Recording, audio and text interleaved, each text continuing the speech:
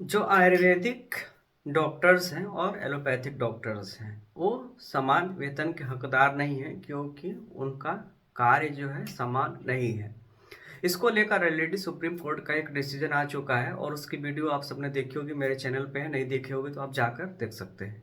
तो अभी जो करंट मामला है ये भी इसी विषय से संबंधित है और यह जो है एमपी का है। जो पिछला मामला था वो गुजरात का था, ये जो नया वाला है जो अभी जनवरी में ही सुप्रीम कोर्ट ने जो आदेश दिया है यह मध्य प्रदेश का है। और यहाँ भी जो है शासन स्तर पे या राज्य स्तर पे देखा जाए तो वही एफिडेविट प्रस्तुत किया गया है जो गुजरात सरकार के द्वारा किया गया था। सबसे हैरानी की बात यह है कि जो भी राज्य है इस तरीके का एफिडेविट देते हैं जो आयुर्वेद की शिक्षण व्यवस्था को नीचा दिखाते हैं। अगर उनको लगता है कि आयुर्वेद के चिकित्सक कुछ भी नहीं करते तो अपने यहाँ के खुद के पीएससी और अपने यहाँ के जो आयुर्वेद के मेडिकल कॉलेज है बंद क्यों नहीं कर देते। मेरा तो यही मानना है कि अगर आपको लगता है, अगर आप सुप्रीम कोर्ट में ऐसा एफिडेविट देते हैं कि आयुर्वेद के चिकित्सक चिकित्सा नहीं करके सिर्फ अवेयरनेस फैलाते हैं, दवाइयों और पौधों के बारे में जनता को बताते हैं, घूम घूम कर बताते हैं, प्रचार प्रसार करते हैं और इलाज नहीं करते, तो मुझे लगता है कि आपको इतना ज़्यादा पैसा बर्बाद करने की बजाय आपको उसको पूरी तरीके से बंद कर देना चाहिए। क्योंकि उनका आपके हिसाब से, आपके अकॉर्डिंग जो है, जो आपने एफिडेविट फाइल किया है उसके अनुसार आयुर्वेद के चिकित्सकों का कोई योगदान नहीं है आयुर्वेद के इलाज में या पब्लिक हेल्थ सेक्टर में। और जो पेपर की हेडिंग्स आती है उसमें आम जनता में भी एक गलत संदेश जाता है कि आयुर्वेद के चिकित्सक या आयुर्वेद के जो डॉक्टर होते हैं वो चिकित्सा नहीं करते हैं, सिर्फ प्रचार प्रसार में लगे रहते हैं। तो ये मामला जो है हम आपको डिटेल में बताएंगे, ये भी सुप्रीम कोर्ट का ही केस है और इसमें ज़्यादातर जो चीज़ें हैं वो पुराने जो गुजरात वाला केस है उसी से कोर्ट की गई हैं, इसमें उन्हीं का हवाला दिया गया है और लास्ट में डिसीजन वही इसमें भी सेम है कि जो आयुर्वेद के चिकित्सक हैं, यानी कि आयुर्वेद के जो पोस्ट ग्रेजुएट स्टूडेंट्स हैं वो एलोपैथी के पोस्ट ग्रेजुएट स्टूडेंट्स के बराबर काम नहीं करते, इसलिए उनको बराबर वेतन नहीं दिया जा सकता। आप किसी भी मेडिकल कॉलेज में जाइए, किसी भी आयुर्वेद के मेडिकल कॉलेज में जाइए, पास में अगर हम अपनी बात करें तो हमारे पास में हमारा खुद का कॉलेज है और जो यहाँ पे दूसरा जो है बनारस हिंदू यूनिवर्सिटी में जो फैकल्टी ऑफ आयुर्वेद है, आप कभी भी जाकर देखिए कि कितना ज़्यादा वर्क प्रेशर होता है जो पीजी के स्टूडेंट्स होते हैं, पोस्ट ग्रेजुएट स्टूडेंट्स होते हैं। जहाँ तक इसमें कहा जाता है कि इमरजेंसी ड्यूटी नहीं की जाती, तो अगर इमरजेंसी ड्यूटी नहीं करेंगे तो उनको एनसीआईएसएफ मान्यता ही नहीं देगा, ये सबको पता है। क्योंकि इमरजेंसी ड्यूटी आपके हॉस्पिटल में होनी ही चाहिए। मिनिमम आपकी, अगर आपका 100 बेडेड हॉस्पिटल है तो 120 पेशेंट्स मिनिमम आपको देखना ही है, पीजी है तो आपको मिनिमम 200 पेशेंट्स के ऊपर मिनिमम होते ही है। हालांकि कोई भी ऐसा संस्थान है जो आयुर्वेद का बड़ा संस्थान है उसमें मिनिमम 500 के ऊपर आपको आसानी से मिल जाएगी। और जहाँ तक पीजी स्टूडेंट्स की बात की जाए तो सभी पीजी स्टूडेंट्स जो उनको ड्यूटीज दी जाती है वो फुली उसको परफॉर्म भी करते हैं। यानी कि अगर शल्य का यानी कि सर्जरी का रेजिडेंट है तो इमरजेंसी ड्यूटी के साथ साथ अपनी रेगुलर ड्यूटी भी करते हैं, ऑपरेशन भी करते हैं, सारी चीज़ें करते हैं। जो पंचकर्म के रेजिडेंट है वो पंचकर्म से संबंधित सारी चीज़ें करते हैं, इमरजेंसी ड्यूटीज करते हैं।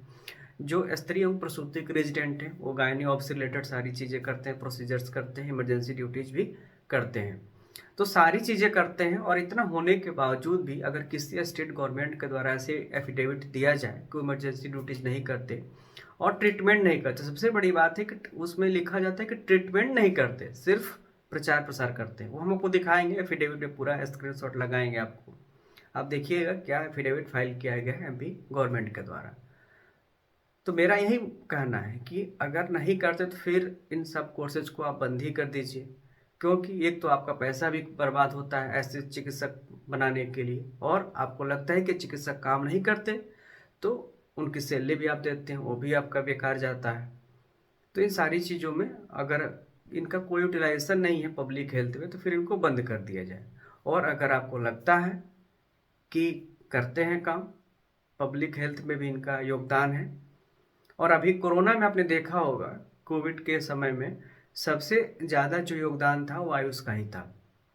चाहे आयुर्वेद की बात करें, चाहे होम्योपैथी की बात करें, चाहे यूनानी की बात करें, चाहे सिद्धा की बात करें, जितने भी स्ट्रीम थे आयुष के, सभी के चिकित्सकों ने, सभी के पोस्ट ग्रेजुएट रेजिडेंट्स ने, इंटर्न्स ने, सबसे आगे आकर पब्लिक हेल्थ में अपना योगदान दिया था। आज के समय में देश में कोई भी ऐसा व्यक्ति नहीं होगा जिसने आयुष काढ़ा का सेवन, च्यवनप्राश का सेवन और संशमनी बट्टी का सेवन न किया हो। और निश्चित रूप से इन्हीं सभी चीज़ों की वजह से कोविड में हमने देखा कि जैसा कि बड़े बड़े देशों में जितनी मोर्टेलिटी हुई उसके कंपैरिजन में इंडिया में बहुत ही कम हुए।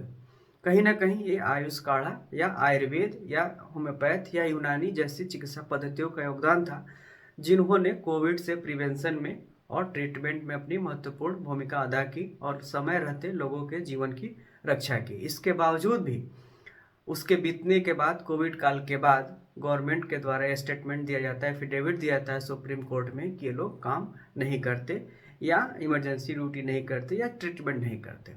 ये निश्चित रूप से बहुत ही निंदनीय है। तो चलिए आपको दिखाते हैं जो नया आदेश है, ये सुप्रीम कोर्ट ऑफ इंडिया के द्वारा है और इसका जो अब केस नंबर है सारा आपका स्क्रीन पे ही मिल जाएगा। इसमें जो मामला था कि 19 नवंबर 2019 को एमपी की जो हाई कोर्ट ने एक जो ऑर्डर पास किया था, उन्होंने तो यही कहा था कि आयुष स्ट्रीम के पीजी स्टूडेंट हो या एलोपैथी के, दोनों की ड्यूटीज सर्विसेज लगभग सेम है, तो इसलिए उनके सैलरी में या जो भी चीज़ों जो उनको मिलती हैं उसमें भेदभाव नहीं होना चाहिए और दोनों को इक्वल देना चाहिए। इसी ऑर्डर के अगेंस्ट जो है एमपी गवर्नमेंट गई थी सुप्रीम कोर्ट में, स्टेट ऑफ एमपी, और जो रिस्पोंडेंट थे विजय कुमार तिवारी और भी बहुत से इसमें स्टूडेंट्स थे। तो इस ऑर्डर के अगेंस्ट जो एमपी के हाई कोर्ट ने जो ऑर्डर दिया था सेम चीज़ें देने के लिए, उसके against MP government state of MP चली गई सुप्रीम कोर्ट में और इसमें भी कोर्ट यही किया गया। इस पूरे ऑर्डर में जब आप देखेंगे 6 नंबर पॉइंट पे, state of Gujarat and others versus doctor PA Bhatt and others, जो कि पिछला भी डिसीजन आया था, हमारी पीएलएडी वीडियो आप देख सकते हैं, उसको कोर्ट करते हुए इन्होंने डिसीजन दिया है, बहुत सी चीज़ों को इसमें इंक्लूड किया है उसी केस का। जो 2 पॉइंट्स पे इसमें डिसीजन हुआ था, पहला था whether different scale of pay can be fixed for officers appointed to the same cadre, यानी पे स्केल को लेकर था। जो दूसरा पॉइंट था whether allopathy doctors and doctors of indigenous medicine can be said to performing equal work so as to be entitle to equal पे।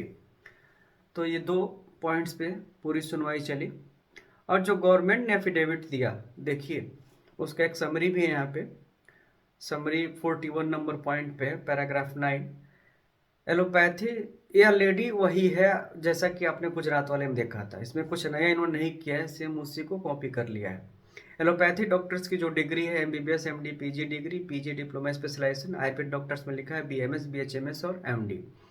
सबसे बड़ी बात है कि बीएचएमएस आयुर्वेद डॉक्टर्स नहीं होते, इसलिए पहले ही पॉइंट पे आप लोग देखिए क्या लिखा हुआ है, एक फॉल्स इन्फॉर्मेशन है।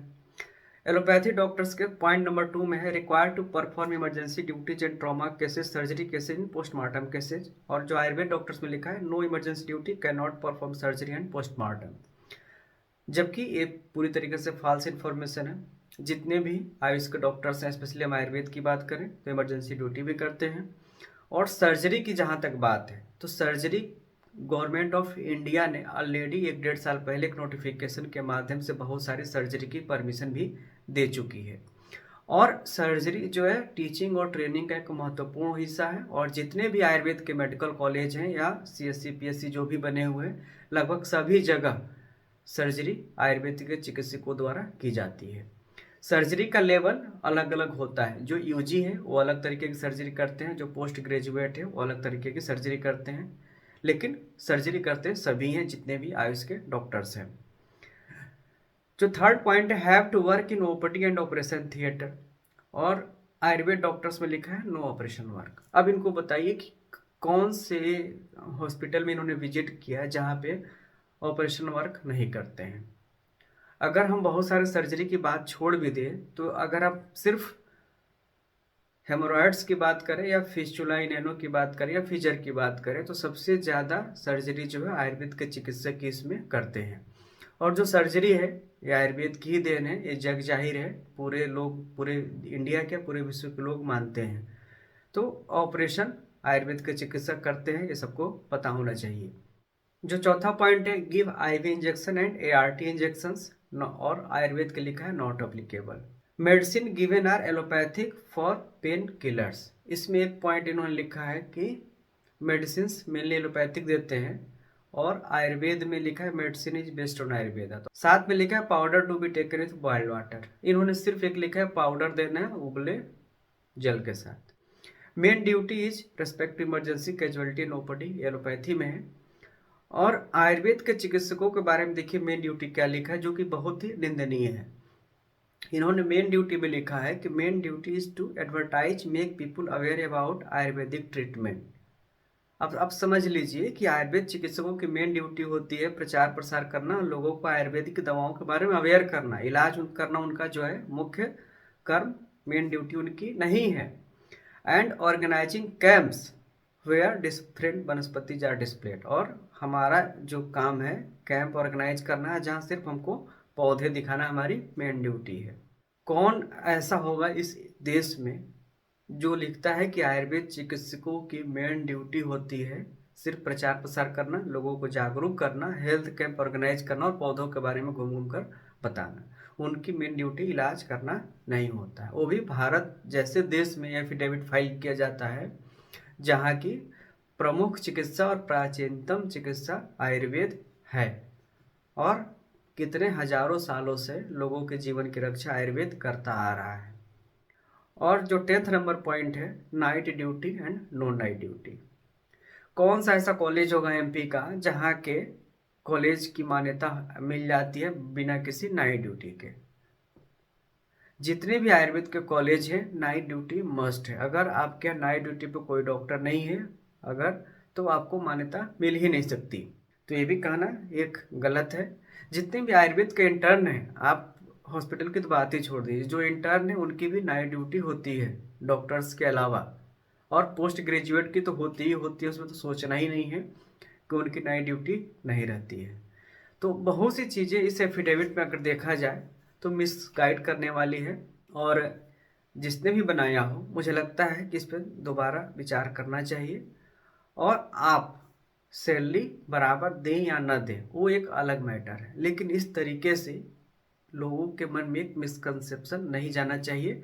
और जो ये फाइल एफिडेविट आपने की है इस पर दोबारा देखिए, सर्वे कीजिए, अपने खुद के स्टेट में देखिए कि वहाँ के आयुर्वेद कॉलेजेस में नाइट ड्यूटी होती है नहीं होती है, ऑपरेशन थिएटर्स रन करते हैं नहीं करते हैं, डॉक्टर्स वहाँ के आयुर्वेद के इलाज करते हैं नहीं करते हैं, या सिर्फ प्रचार प्रसार ही करते हैं। ज़रूर सर्वे करना चाहिए, और अगर आपको लगता है तो इसको फिर से आपको करेक्शन करना चाहिए। ये जो आपने एफिडेविट माननीय सुप्रीम कोर्ट में दिया है इसको बदलना चाहिए। सैलरी आप दे ना दे वो अलग मैटर है, लेकिन कम से कम आयुर्वेद के चिकित्सकों की जो डिग्निटी है वो तो बनी रहनी चाहिए सोसाइटी में और इस देश में, क्योंकि आयुर्वेद ही इस देश की सबसे प्राचीन चिकित्सा पद्धति है, और यही एक ऐसी चिकित्सा पद्धति है जो इस देश के लोगों की हजारों सालों से स्वास्थ्य की रक्षा करती आई है, और इस देश के लोगों की जीवनदायिनी भी रही है।